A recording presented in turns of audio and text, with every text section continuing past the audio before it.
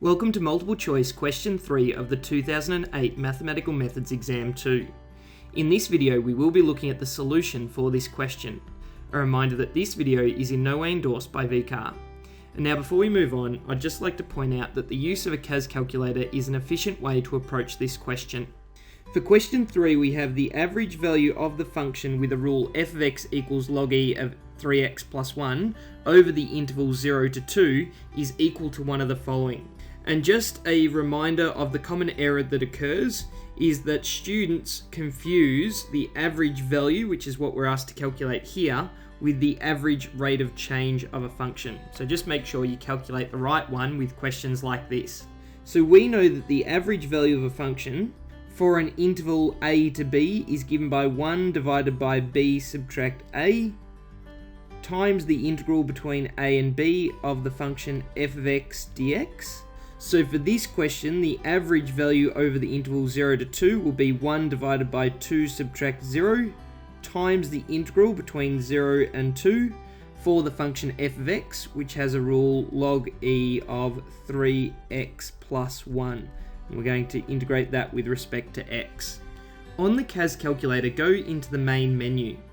Next, we want to bring up the soft keyboard and go to Math 2, where we can find the fraction, so we can enter in 1 divided by 2 subtract 0, multiplying the integral between 0 and 2 for the rule that is log e, so we can use ln, and we have 3x plus 1, and then we close off that bracket.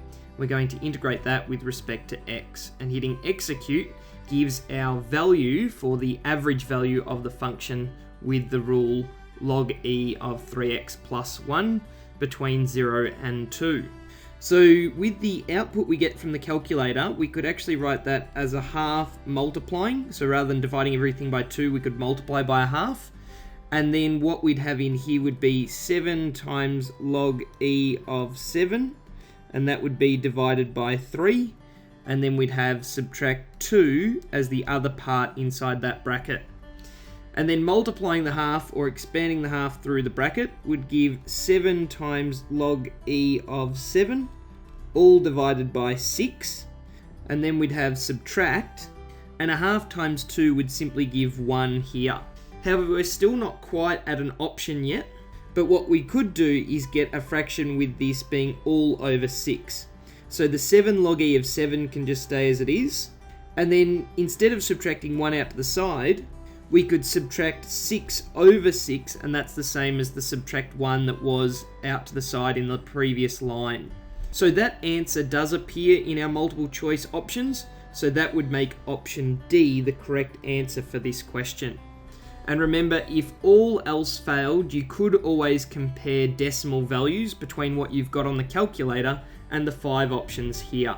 From the examiner's report, we can see that 59% of students got this question correct, and the most common incorrect response that was selected was option A, with 22% of students selecting that option. And those students found the average rate of change rather than the average value. So just an important note there, like we pointed out on the previous slide, not to confuse those two things.